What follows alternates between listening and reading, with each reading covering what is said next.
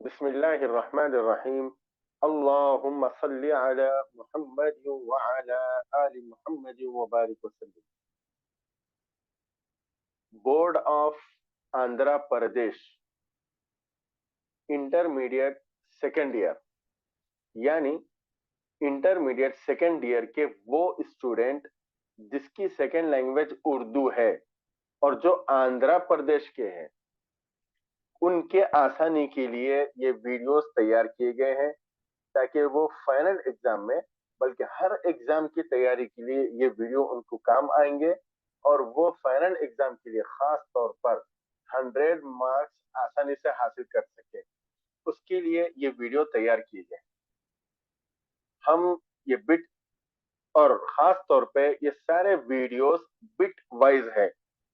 शायद आपको मालूम है फाइनल एग्जाम में 16 बिट्स आएंगे और वो 16 के 16 बिट्स तैयार किए गए हैं और सारे बिट्स की वीडियो की लिंक इस वीडियो के डिस्क्रिप्शन में है। आप वहां से पूरे वीडियोस देख सकते हैं। एक गुजारिश ये है कि आप ये वीडियो भी देखें और आसानी से उर्दू में 100 मार्क्स हासिल करें। साथ साथ गुजारिश ये है कि आप कुरान शरीफ पढ़ने की भी आदत करें और कुरान शरीफ सीखने के लिए इस वीडियो के डिस्क्रिप्शन में नूरानी कायदे के लिंक है। आप वहां से वो नूरानी कायदा सीखें और कुरान शरीफ पढ़ें।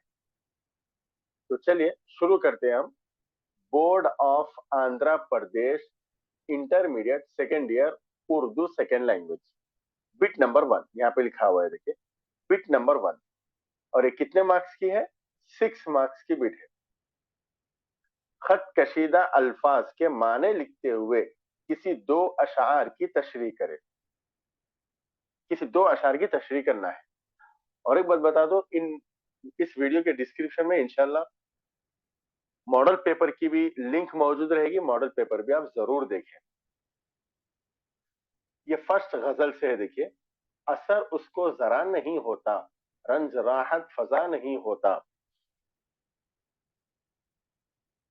और अगर इसमें अल्फाज में या तलफ़ुज़ में, प्रोनाउंसिएशन में कुछ गलती हो तो माजरत चाहूंगा।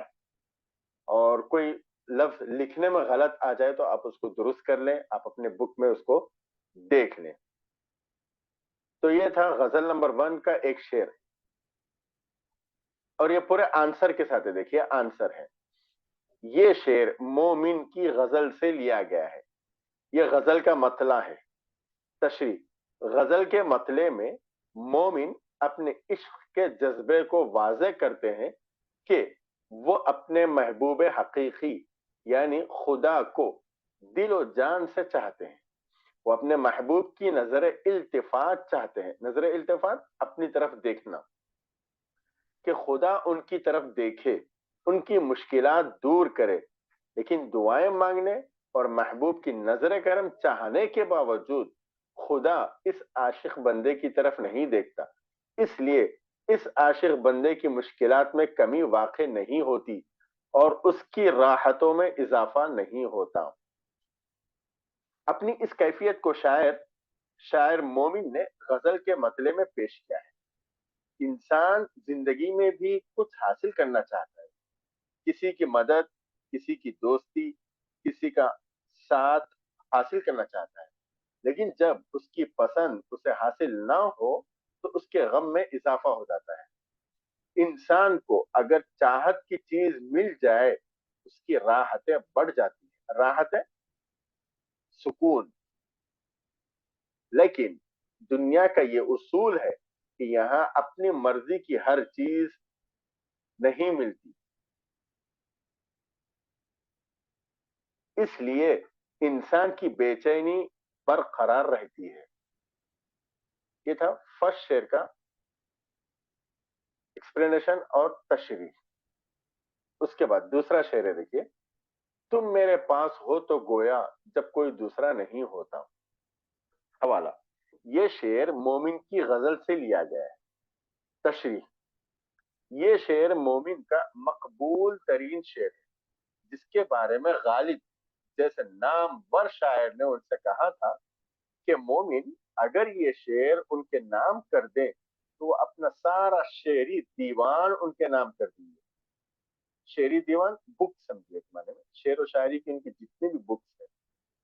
عشق حقیقی میں ڈوبا شاعر اپنے محبوب حقیقی خدا سے کہتا ہے کہ جب وہ تنہا رہتا ہے تب اس کی یاد ہی میرے دل میں بسی رہتی ہے اور کسی کی یاد دل میں نہیں رہتی.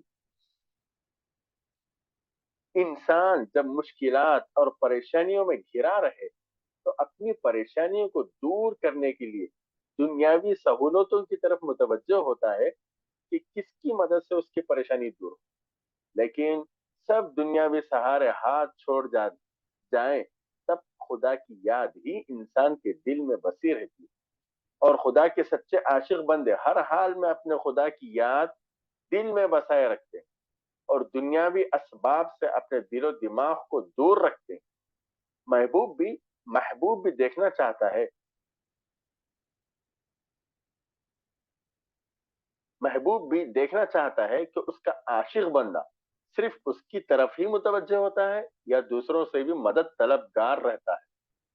اس شعر سے شاعر ہمیں یہ سبق دیتا ہے دن ہو یا رات ہر حال میں ہمیں اپنے خدائے حقیقی کی یاد ہی دل میں بسائے رکھنا چاہیے اور ہمیشہ اپنی ضروریات کی تکمیل کے لیے اس سے ہی مدد طلب کرنا چاہیے. یہ تھا سیکنڈ شعر. اس کے بعد اور ایک شعر ہے، یہ دوسرے غزل کی ہے شعر. مجھے سہل ہو گئی وہ ہوا کے رخ بھی بدل گئے، تیرا ہاتھ میں آ گیا کہ چراغ راہ میں جل گئے. اس کی تشریح دیکھیے. یہ شعر مجروح سلطان پوری کی غزل سے لیا گیا ہے. یہ بھی غزل کا مطلع ہے. غزل کے مطلع میں شاعر مجروح شاعر کا لقب ہے، اپنے محبوب حقیقی خدا کے نظر کرم سے ہونے والے فائدے کا ذکر کرتے ہوئے کہتے ہیں کہ اے میرے حقیقی محبوب، جب آپ کا ساتھ مجھے مل گیا تو میری زندگی کی ساری مشکلیں دور ہو گئی اور جو تکالیف زندگی میں پیش آ رہی تھی وہ بھی کم ہو گئے. یہ شعر عشق حقیقی میں ڈوبا ہوا ہے. انسان کو جب اپنے مالک حقیقی کی مدد مل جائے، اس کا ساتھ مل جائے تو اس کی زندگی کی ہر مشکل آسان ہو جاتی ہے. اس لیے انسان کو در بدر بھیک مانگنے کے بجائے اپنے رب مالک حقیقی سے تعلق پیدا کرنا چاہیے. اسی طرح انسان دنیا میں جسے چاہتا ہے اگر اس کا ساتھ اسے مل جائے تو اس کی ہر مشکلیں آسان ہو جائے گی. یہ دوسری غزل کا پہلا شعر تھا. اس کے بعد یہی اسی غزل کا یہ دوسرا شعر ہے. دیکھیں، وہی بات جو نہ کہہ سکے میرے شعر و نغمے میں ڈھل گئے، وہی لب نہ میں جینے چھو سکا قدح شراب میں ڈھل گئے. حوالہ، یہ شعر مجروح سلطان پوری کی غزل سے لیا گیا ہے. تشریح. غزل کے اس شعر میں شاعر مجروح رومانٹک انداز اپنے محبوب کا ذکر کرتے ہوئے کہتے ہیں کہ میرا محبوب جو کچھ کہنا چاہتا تھا وہ میرے اشعار اور گیتوں میں آ گیا. یعنی ہم دونوں کے خیالات ایک ہیں، جو وہ کہنا چاہتا ہے وہی میرے اشعار سے ظاہر ہو گیا. میں محبوب سے ملنا چاہتا تھا لیکن جب میں شراب کا جام پینے لگتا ہوں تو مجھے ایسا سرور آتا ہے جیسا میرا محبوب میرے سامنے. یہ عشق کی کیفیت ہے جس میں انسان جسے چاہتا ہے اس کے تعلق سے اچھی باتیں کہنے لگتا ہے. یہ دوسری غزل کا دوسرا شعر تھا. اس کے بعد تیسری غزل ہے. اس کا پہلا شعر ہے. دیکھیں، میرے اشعار کا مفہوم مجھے کیا معلوم، آپ معلوم کر لیجئے. معلوم مجھے کیا معلوم، آپ کر لیجئے معلوم مجھے کیا معلوم. یہ شعر قیسی قمر نگری کی غزل سے لیا گیا ہے. یہ غزل کا مطلع ہے. تشریح. غزل کے مطلع میں شاعر قیسی قمر نگری مزاحیہ انداز کے انداز میں اپنی شاعری کے بارے میں کہتے ہیں کہ میں جو شاعری کہہ رہا ہوں اس کا مفہوم مجھے کچھ پتہ نہیں، आप सामईन व क़ारीन ही अपने अपने तौर पर इसका मफ़हूम मालूम कर लीजिए। सामईन यानी सुनने वाले, क़ारीन माने पढ़ने वाले। हालांकि हर संजीदा शायर कुछ सोच समझ कर ही शेर कहता है, लेकिन मिजाहिया शायर इस तरह की बात पेश करते हुए खुशगवार माहौल तैयार करते हैं। इसके अलावा मिजाह में भी एक गहरा पैगाम पोशीदा है, छुपा हुआ है। मजाक में भी एक गहरा पैगाम छुपा हुआ है कि गजल की शायरी समंदर को कूजे में बंद कर देने की शायरी। समंदर को कूजा, कूजा समझे, एक छोटे से टब में समंदर को कूजे में बंद कर देना। मग, कूजा माने मग समझ सकते हैं आप। अशार के मफहूम में गहराई होती है जो सामे या कारी की अपनी सलाहियत पर मुनहसिर होता है कि वो किस शेर का क्या मफहूम होता है। यानी सामे सुनने वाला, कारी पढ़ने वाला। इसी गजल का दूसरा शेर है, इतना मालूम है कि एक शायर मशहूर हूं मैं, कौन थे गालिब व मखदूम मुझे क्या मालूम। ये शेर कैसे खमर नगरी की गजल से लिया गया है। शेर, गजल के इस शेर में शायर कैसी खमर नगरी मिजाहिया अंदाज में या मजाहिया अंदाज मजाक के अंदाज में अपनी शायरी के बारे में कहते हैं कि मैं एक मशहूर शायर हूँ, मुझे अपनी शायरी और फन पर नाज है, लेकिन मेरे अलावा गालिब, मखदूम ये दोनों भी बहुत बड़े शायर थे। अगर कोई मशहूर शुआरा है तो मुझे इनके बारे में कुछ नहीं मालूम, बस इतना मालूम है कि मैं ही एक मशहूर शायर हूँ।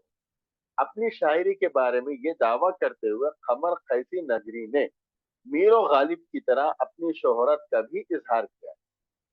ये जज्बे अनानियत और खुद परस्ती, अनानियत तकब्बुर, खुद परस्ती घमंड, जो अक्सर उर्दू शुआरा ने अपने आप के बारे में पेश किया है। ये थी बिट नंबर 1। इस बिट में इन 3 गजल के इन अशार में से कोई अशार आएंगे और उन अशार में से किसी 2 अशार की आपको तशरीह करना है। तो शायद आपको ये बात समझ में आ चुकी है। तो अगर आप पूरे वीडियोस देखना चाहते हैं बल्कि देखें, और सारे वीडियोस की लिंक इस वीडियो के डिस्क्रिप्शन में मौजूद है, आप वहां से पूरे वीडियोस देख सकते हैं। और मॉडल पेपर आंसर के साथ भी इंशाल्लाह इस वीडियो के डिस्क्रिप्शन में मौजूद रहेगी उसकी लिंक।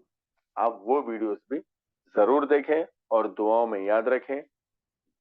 अस्सलाम वालेकुम व रहमतुल्लाहि व बरकातहू।